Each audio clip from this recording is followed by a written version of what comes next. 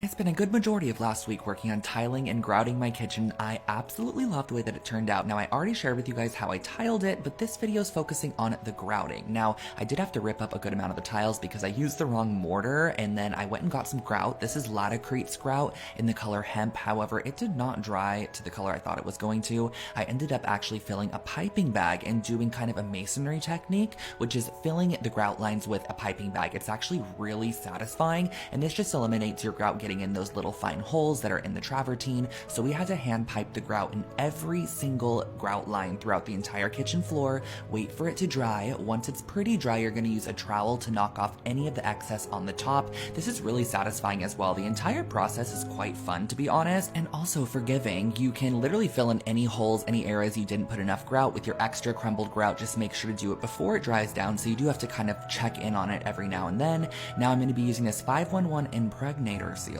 I thought it was a joke at first. I literally posted it on my story before doing the floor, and then I realized I had to use it, but it ended up turning out great, and I absolutely love how it looks. Let me know what you guys think in the comments.